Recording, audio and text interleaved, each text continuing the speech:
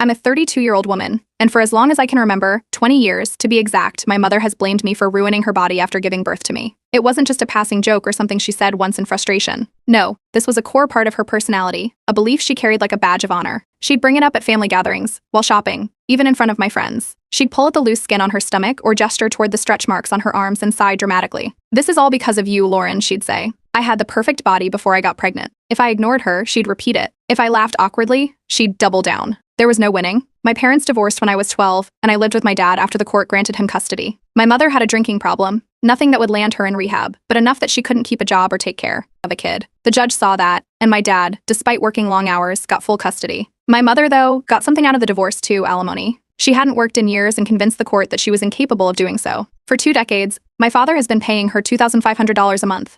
That money was supposed to support her because she claimed that pregnancy had permanently wrecked her ability to work. The way she talked about it, you'd think I had shattered her spine rather than just, been born.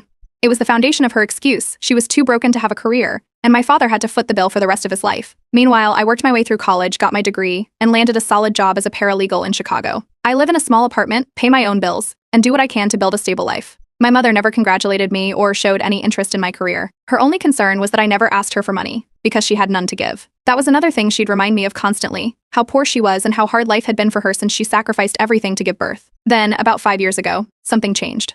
She started dressing better, wearing more makeup, even carrying designer bags. At first, I assumed she had just learned to budget better or found some discount stores, but then I noticed other things. Her skin looked smoother, her lips fuller, her entire face seemed different. She denied getting work done at first, but I wasn't blind. Every time I visited, there was something new. At first, it was just Botox and a few minor tweaks, but then, suddenly she had a perfect nose, lifted brows, and suspiciously perky features for a woman pushing 60. I started wondering how she was affording it. Alimony barely covered rent, let alone a series of cosmetic procedures. Yet, as I dug deeper, I realized she had been receiving financial gifts from various sources, including an old friend she had never named and a suspiciously large payout from a personal loan that never needed to be repaid. When I asked, she got defensive, saying she had connections or that she deserved to feel beautiful after everything she'd been through. She never explained where the money actually came from, though.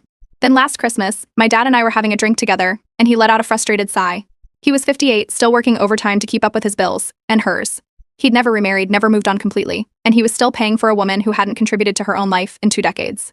That conversation stuck with me. Something about the way my dad looked so exhausted, so resigned, made me angry. 2 months ago, I went to drop off a birthday card at my mother's house. I wasn't planning on staying long, but while I was there, I noticed a stack of unopened mail on the kitchen counter. I don't know what made me look, but I did. Right on top, in clear bold letters, were invoices from multiple plastic surgery clinics. I hesitated. I knew it was wrong to snoop, but curiosity got the better of me. I flipped through them quickly while she was in the bathroom. My heart pounded as I read the numbers: $45,000 worth of procedures over the last 3 years. And it wasn't just that she